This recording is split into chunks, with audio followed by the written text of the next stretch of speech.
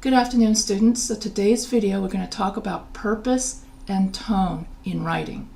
Whenever we write a paper, we have to take into account why we're writing the paper, the purpose of the writing, and the audience. So whenever we write anything, if we're writing to our family and friends, then we use a more casual tone of English. And if we're writing to our boss or a teacher, we use a more formal tone of English.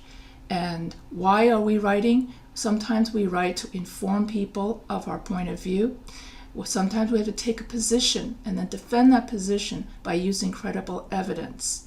Or sometimes we write to entertain people, or other times we want to get people to persuade people to get off their couch and do something about it.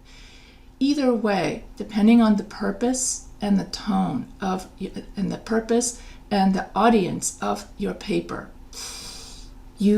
that will determine how you write your paper.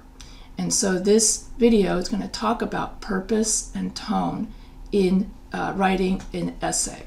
And I'm going to be using this book, okay, Rules for Writers.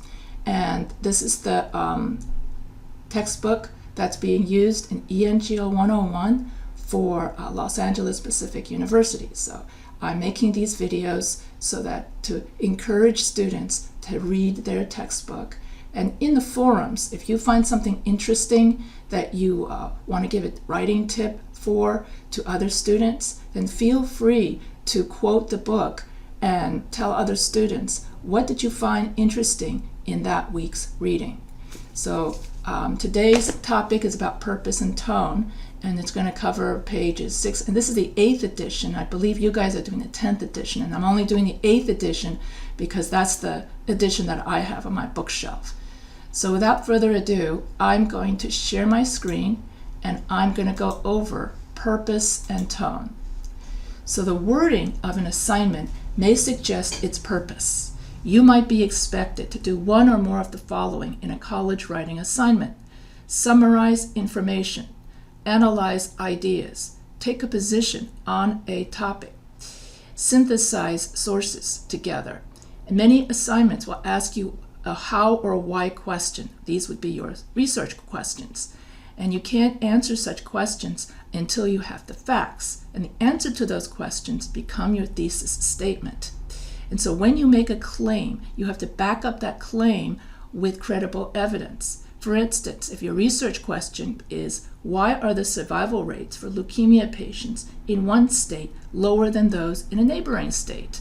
And so then the answer to this question will become your thesis statement. And you must always defend your claim with both credible evidence and facts. And so when we write an essay, it is nonfiction, unlike creative writing.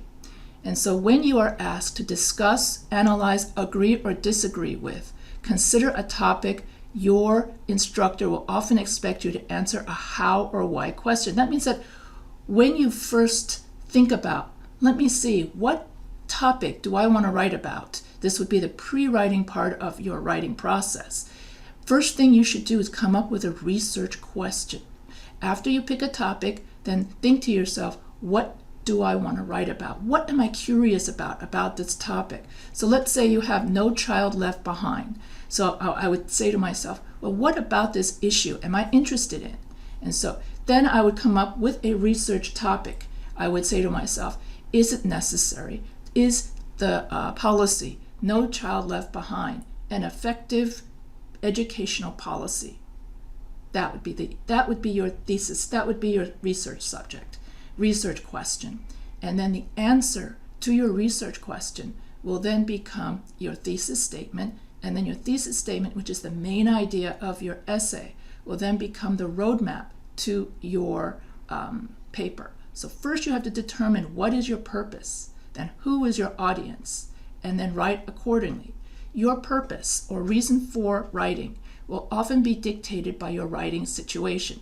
In other words, your purpose, your tone, your purpose, your audience, and occasion, which means your writing situation.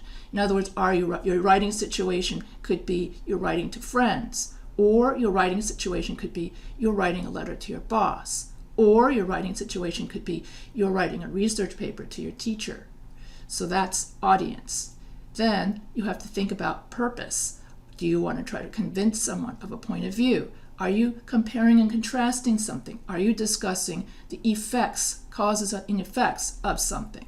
So you have to determine your purpose and your audience. So your purpose, as I just said, is often dictated by your writing situation. Perhaps you have been asked to draft a proposal requesting funding for a student organization, or to report the results of a psychology experiment, or to write about a controversy surrounding genetically modified foods. Even though your overall purpose may be obvious, a closer look at the assignment can help you make necessary decisions. How detailed should you write your paper? How technical should you write your paper? Do you want to inform everything about that topic or just part of it? In many writing situations, part of your challenge will be discovering a purpose. Asking yourself why readers should care about what you are saying can help you decide what your purpose may be. Perhaps your subject is magnet schools, schools that draw students from different neighborhoods because that school features a certain major, like music students. All people who like music will go to that music school, for instance. So if you have discussed magnet schools in class, a description of how these schools work probably will not interest your readers. But maybe you've discovered that your county's magnet schools are not promoting diversity, or has been planned and you want to call your readers to action. Although no precise guidelines will lead you to a purpose, you begin writing. In other words, you always ask yourself research questions. Why am I writing this? What is my goal? Why am I interested? So you're at the very, very beginning of your writing process, which is called pre-writing, in which you're trying to decide what you're going to write, what the purpose is, and who your audience is, because then that would determine your tone. Okay, and if you're writing a research paper for your professor, you always stick to third-person case. I will talk about that in a different video, but basically you use a more formal tone of English when you write a research paper. And so prepare a portfolio. Oh, okay, so that's it. That's all there is to this particular video, is about tone and purpose. So I will try to go back a page. And if you have any questions, feel free to email me anytime.